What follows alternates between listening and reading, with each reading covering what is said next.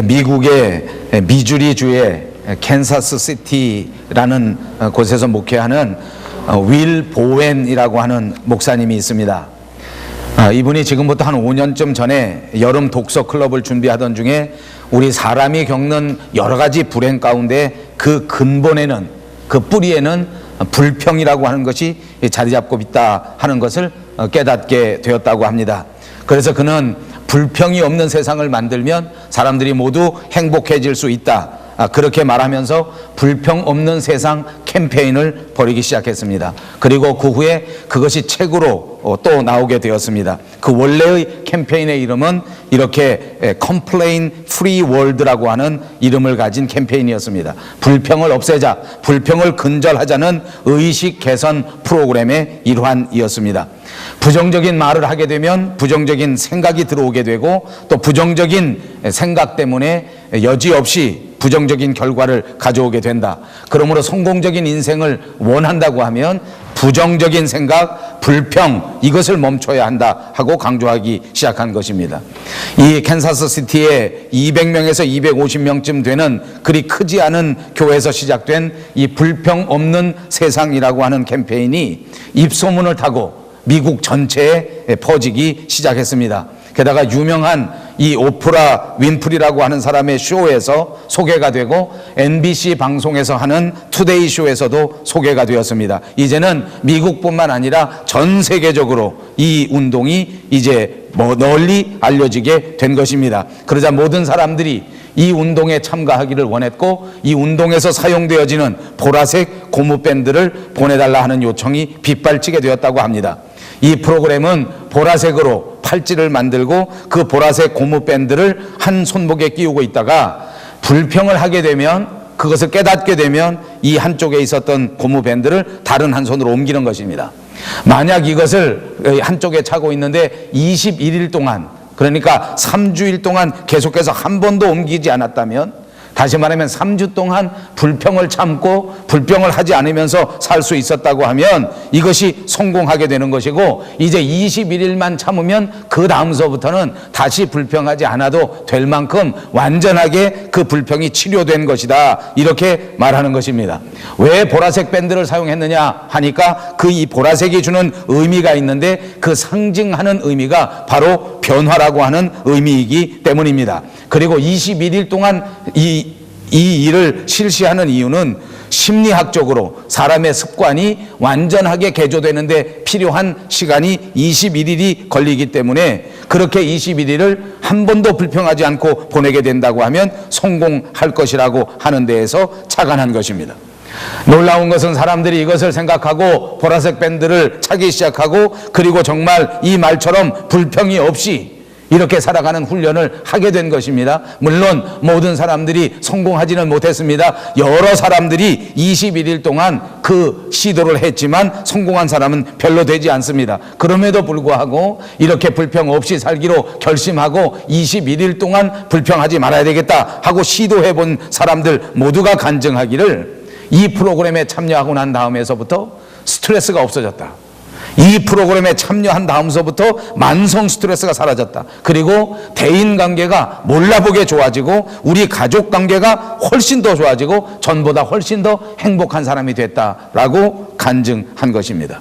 불평 없는 세상, 이것은 단체가 되었습니다. 그리고 지금 이 단체는 세계 80개국에 무려 600만 개가 넘는 팔찌를 공급했고, 오늘 이 순간에도 매일 1000개가 넘는 수천 개의 고무밴드를 전 세계에 보내고 있다고 말하고 있습니다.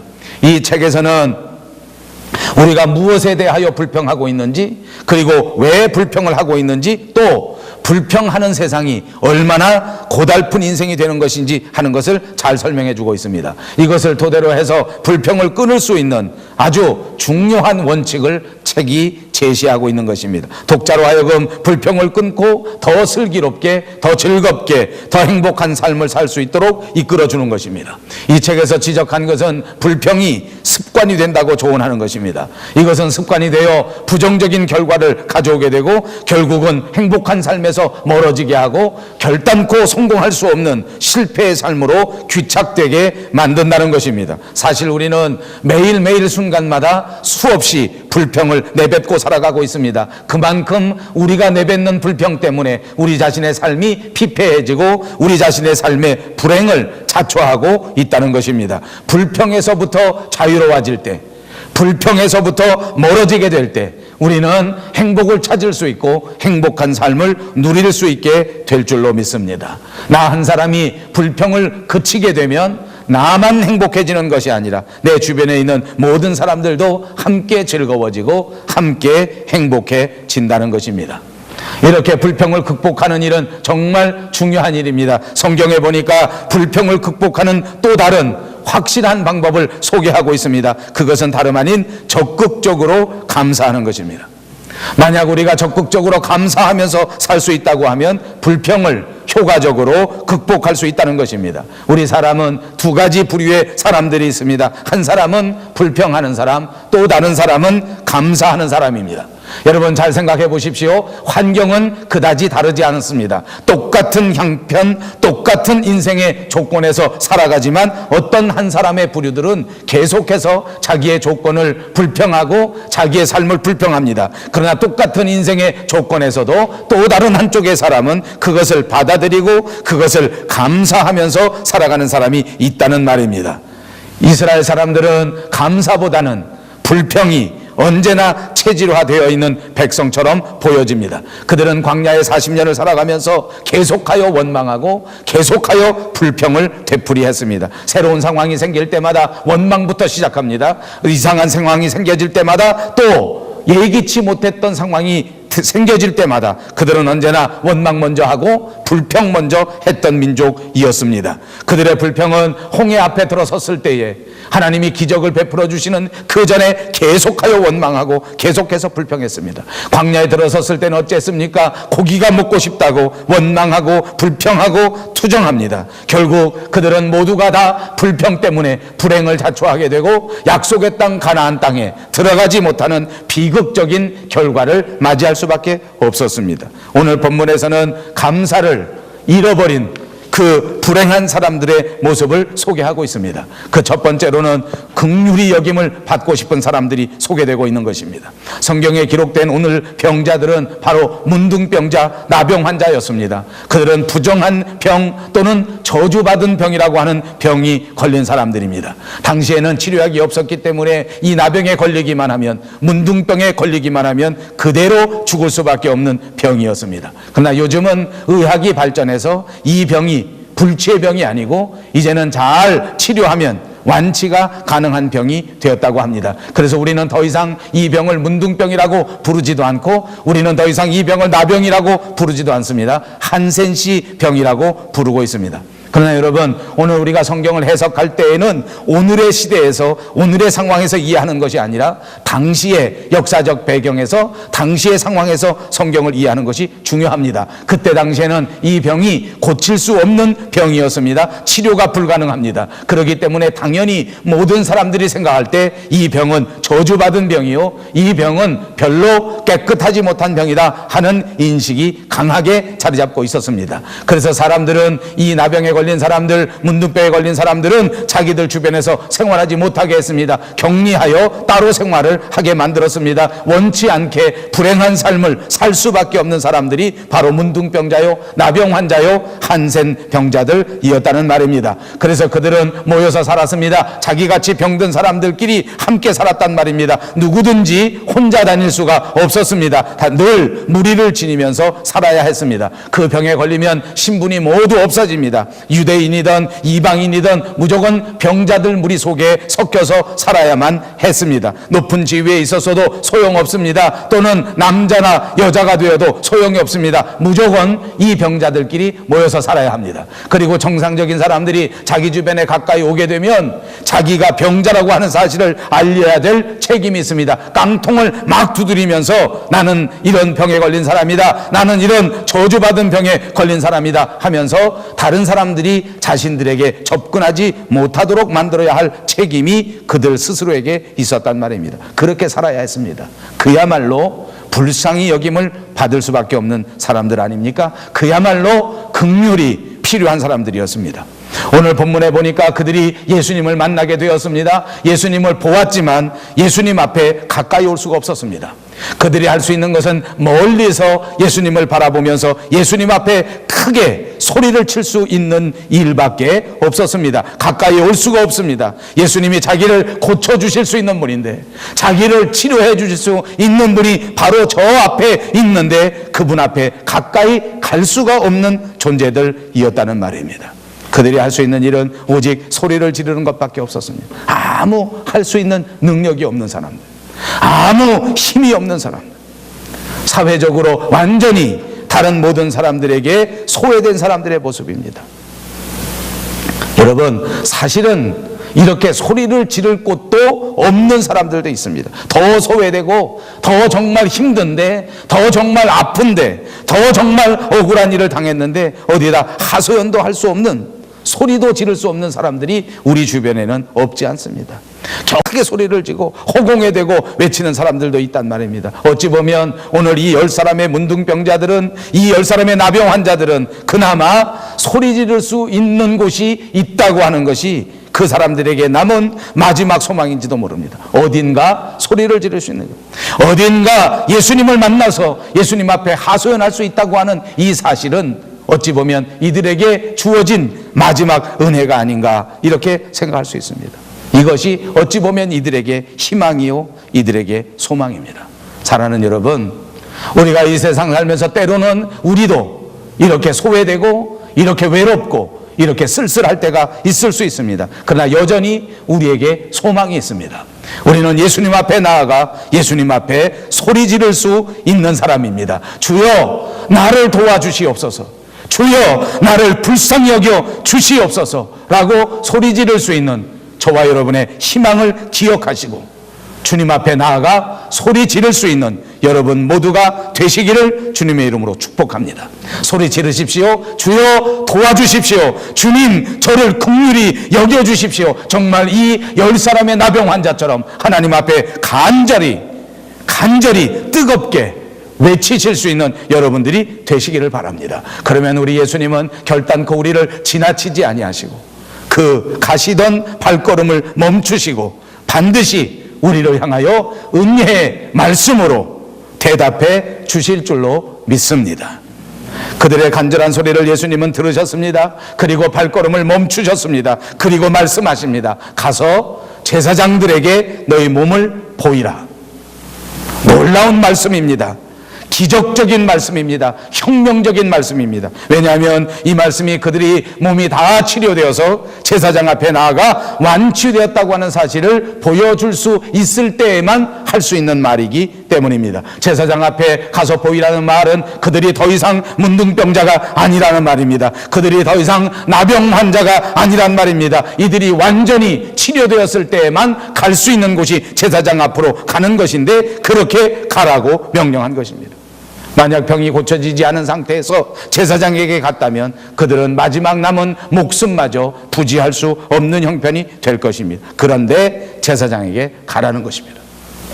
예수님의 말씀은 이 10사람의 나병 환자들이 모두가 다 그 나병에서 고침을 받았다고 하는 것을 말씀해 준 것입니다. 이제는 저주의 병에서 노임을 받았다고 하는 것을 분명하게 선포해 주신 것입니다. 이제는 더 이상 죄악된 세상에서 살아가지 않아도 된다고 하는 것을 확실하게 선포한 말씀인 줄로 믿습니다. 예수님은 그들의 몸에다가 손을 대신 것도 아닙니다. 예수님은 그들의 몸에다가 어떤 치료의 행위를 하신 것도 아닙니다. 그들의 몸을 자세하게 살펴보시지도 않았습니다. 아무것도 하시지 않았습니다. 그냥 제사장에게 가서 몸을 보이라 말씀밖에는 아무것도 하지 않았습니다. 그리고 그 10명의 사람들은 제사장에게 가게 됩니다. 성경은 그들이 고침받고 치유받은 시간을 분명하게 기록하고 있습니다. 그들이 가다가 깨끗함을 받았다. 그들이 가다가 깨끗함을 받았다. 14절에 말씀한 것입니다.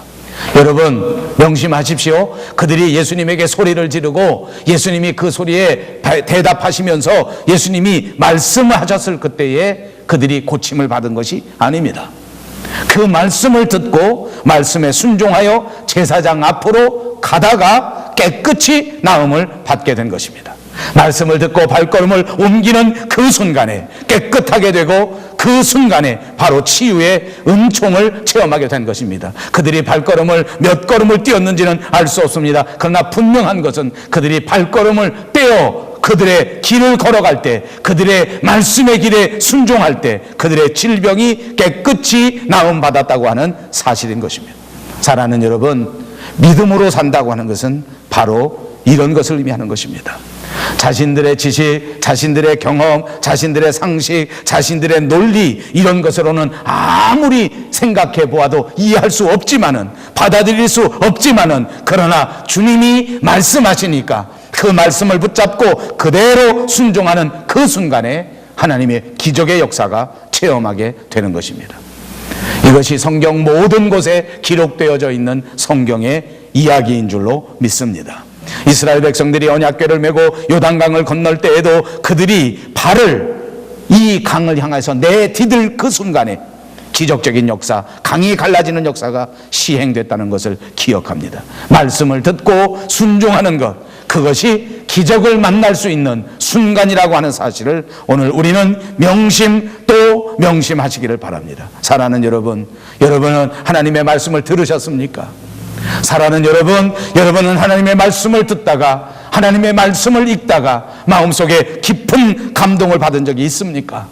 그 말씀 그대로 순종하시기를 주님의 이름으로 축복합니다. 들은 그대로, 읽은 그대로 실천하실 때에 하나님께서는 여러분의 삶의 현장 속에 찾아오셔서 그 말씀대로 이루어지시는 기적의 축복을 나리워주게 되실 줄로 믿습니다.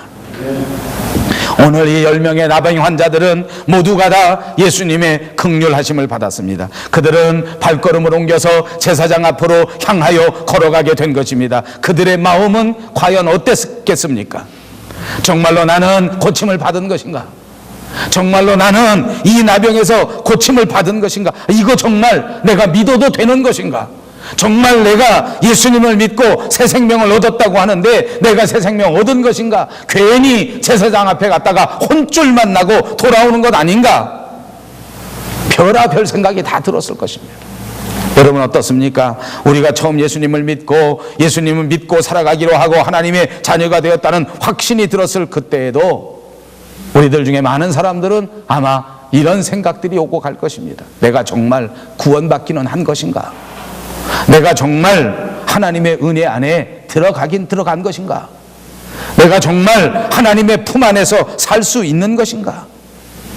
괜히 교회 다니면서 믿는다 하다가 내 인생이나 허비하는 것 아닌가? 이런 생각을 했을지도 모릅니다. 중요한 것은 그러면서도 그들의 발걸음이 제사장으로 향했다는 것입니다. 저는 그래서 여러분을 격려합니다. 때로는 우리가 믿다가 의심이 생길 때가 있습니다. 때로는 믿는데 쓸데없는 생각들이 내 머릿속에 들어올 때가 있습니다. 그럼에도 불구하고 여러분의 발걸음이 끝까지 하나님을 향하시기를 주님의 이름으로 축복합니다. 아무리 방해하는 생각이 있을지라도, 아무리 의심하는 더러운 생각들이 우리 머릿속에 들어올지라도 그래도 중심을 잃지 마시고 끝까지 하나님을 향하여, 말씀을 향하여, 예수님을 향하여, 십자가를 향하여 승리할 수 있는 여러분 모두가 되시기를 주님의 이름으로 축복합니다. 그렇습니다. 이 10명의 나병 환자들은 계속하여 그 발걸음이 제사장을 향하여 있었고 드디어 제사장에게 이르렀습니다. 드디어 그들의 몸을 제사장 앞에 보인 것입니다. 한 사람 한 사람 제사장 앞에 나가 검사를 받았습니다. 그런데 어떻게 되었습니까? 놀라운 기적의 역사가 일어난 것입니다. 한 명 한 명 제사장이 보고 나더니 보는 사람들마다 너는 깨끗하게 되었다, 너는 완치되었다, 너는 나병 환자가 아니다, 너는 마음대로 이제부터 집에 돌아가도 좋다, 이런 말을 듣게 된 것입니다. 10명 모두가 한 사람도 빠짐없이 깨끗함을 받았습니다. 10사람 모두가 나병에서부터 노임을 받았습니다. 저주된 인생에서 다시 축복된 인생으로 변화되게 된 것입니다.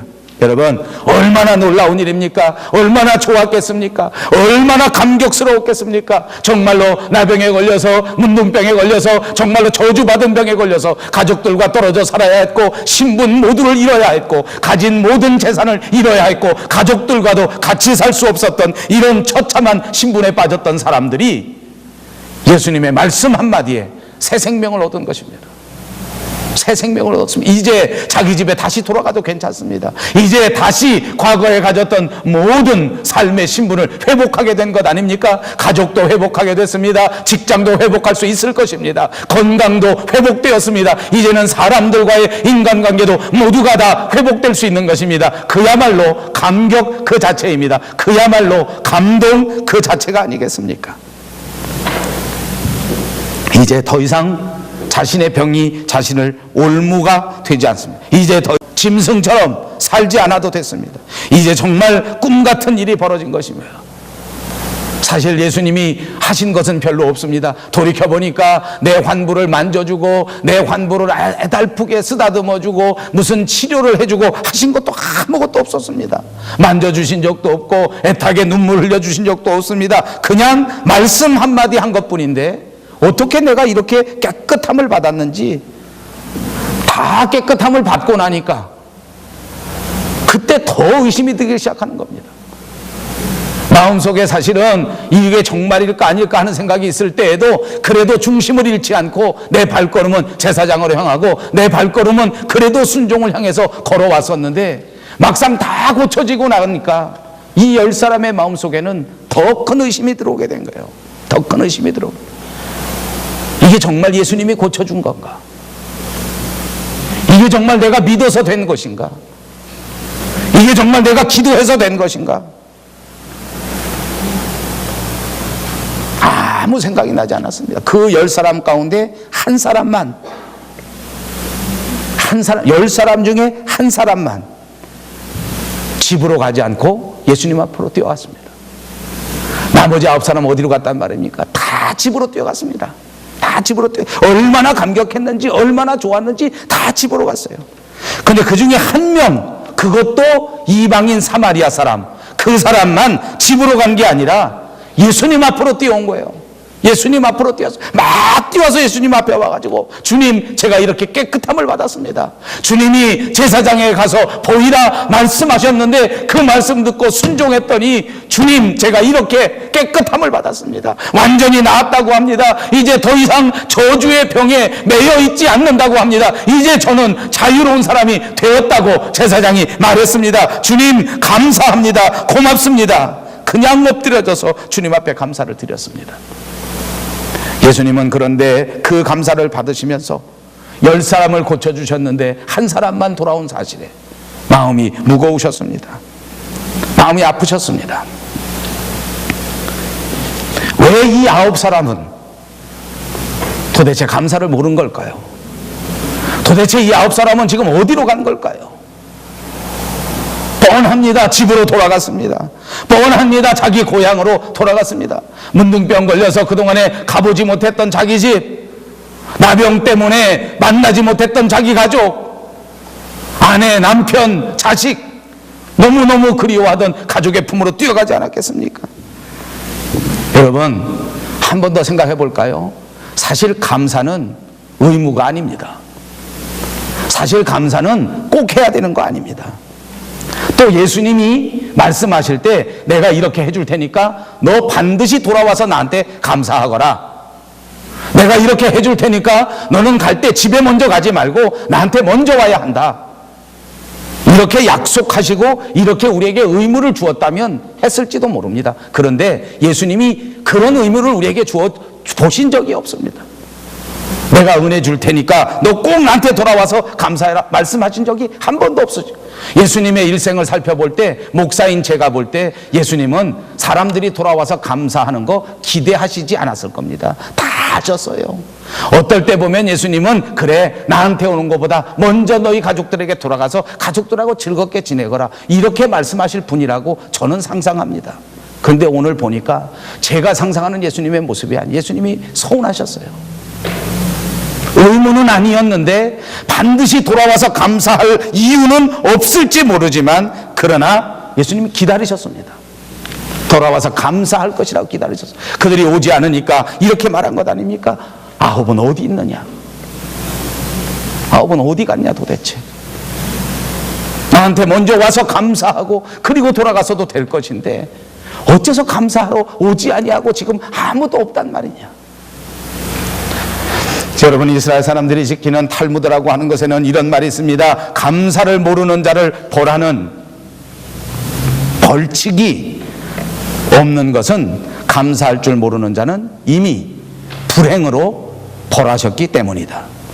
여러분, 감사를 지키지 않을 때 말씀드린 것처럼 감사가 의무가 아닙니다. 책임이 아닙니다. 그러나 감사를 지키지 않으면 이렇게 처벌하겠다는 벌칙 조항도 없는데 그것은 벌칙 조항이 없다고 해서 벌이 없는 것이 아니라 이미 감사를 모르는 사람은 불행으로 변하셨다.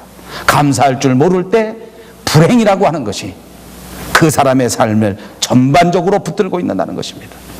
여러분, 감사하지 않는다고 해서 벌을 받고 감사하지 않는다고 해서 감옥에 가는 것은 분명히 아닙니다. 그러나 벌써 그는 불행이라고 하는 것을 안고 살아간다는 것입니다. 그 아홉의 변명이라고 하는 글이 있습니다. 작자는 알 수 없지만 그 아홉의 변명이라는 책이 우리들에게 전해집니다. 그들의 아홉의 변명이 소개되고 있습니다. 한 사람은 이 고침을 받고 나서 생각합니다. 내가 다시 정밀검사를 받기 전에 못 믿겠다.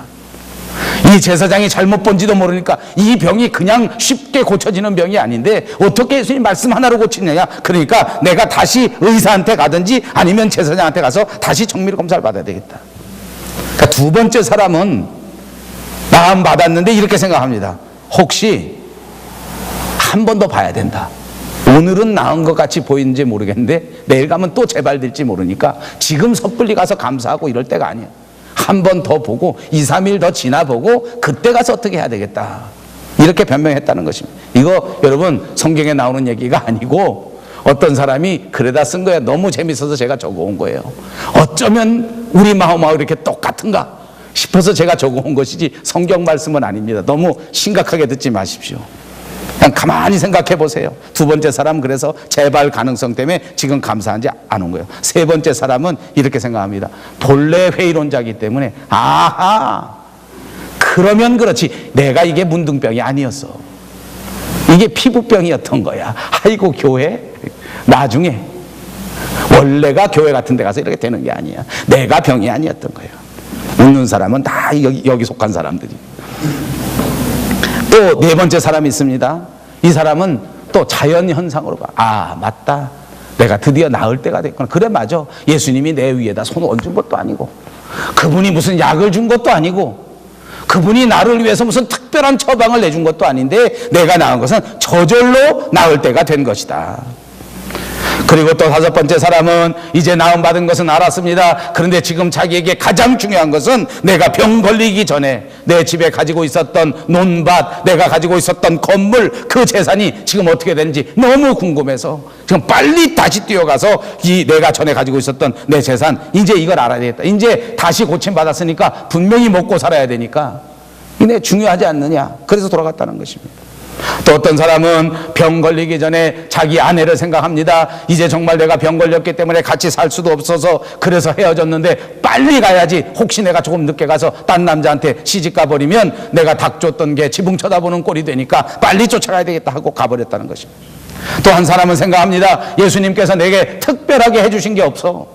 특별하게 해주신 게 없어요. 안수를 해주신 것도 아니고 어루만져 주신 것도 아니고 무슨 나한테 무슨 특별하게 약을 준 것도 아니에요. 그냥 말씀한 거 하나밖에 없는데 근데 뭐 내가 예수님한테 가서 고맙다고 할 필요가 없지.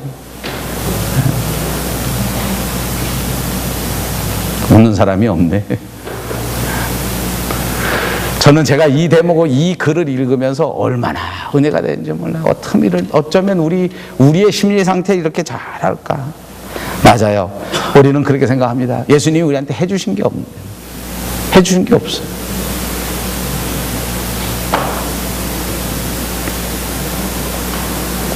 그리고 또 마지막 한 사람이 이렇게 생각합니다.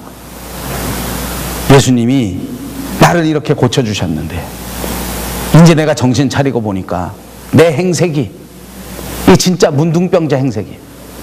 옷은 다 누덜누덜하고. 형편이 지금 그럴 때가 아니야. 내가 고맙다고 뭘 가서 내놓을 수 있는 돈도 없고 시간도 없고 형편도 그게 아니야. 이 다음에 형편 낮으면 해야지 생각하고 돌아가 버렸다는 거예요. 여러분, 감사하지 않은 사람에게는 다 이유가 있습니다. 감사하지 못하는 사람들은 다 그만한 이유가 있습니다. 여기 오늘 이 사마리아 사람 어땠습니까? 지금 이 순간 그냥 하나님 앞에 감사했습니다. 이 사람의 행색을 보십시오. 그야말로 문둥병자의 옷입니다. 이 사람의 모습을 보십시오. 그야말로 더 거지같이 더러워진 그 몸 상태 그대로입니다. 약한 상태 그대로입니다. 그나마 예수님 앞에 나가 예수님 앞에 감사하는 것이 가장 급하다고 마음속에 결정한 것밖에는 없습니다. 사랑하는 여러분, 우리는 10월을 맞았습니다. 감사의 계절입니다. 과연 우리 마음 어떻습니까?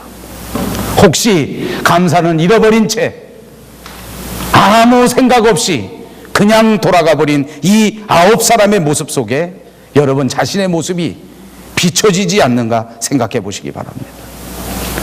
무엇을 바라고 하시지 않았지만 주님은 그래도 기다리고 계셨다고 하는 사실을 마음속에 명심하시기 바랍니다. 감사를 기다리시는 예수님, 그분 앞에 나아가는 것이야말로 더 성숙한 그리스도인으로서 거듭나게 되는 것인 줄로 믿습니다. 그것이 우리의 신앙이 한층 더 성숙하는 것입니다. 그것이야말로 하나님께서 기뻐하시는 자가 된 것입니다. 사랑하는 여러분, 이 세상에서 어떤 일 당하실 때, 이 세상에서 어떤 좋은 일 만났을 때, 이 세상에서 어떤 슬픈 일 만났을 때 예수님이 우리 삶에 개입하시는 것이 너무 감사해서 집으로 뛰어가기보다는 교회 앞으로 뛰어오신 적이 있는가를 생각해 보시기 바랍니다. 너무 좋은 소식 내 식구들하고 내 친지들하고 내 가족들하고 나누는데 급급해서 그보다 먼저 목사님에게 알리고 함께 기뻐하고 온 교회 앞에서 기뻐하고 하는 것은 까맣게 잊어버리고 살지 않았는가 생각해 보시기 바랍니다. 예수님은 감사를 기다리고 계십니다. 오늘 사랑하는 여러분, 주님 앞에 감사를 드릴 수 있는 성숙한 믿음의 사람들이 다 되시기를 주님의 이름으로 축복합니다.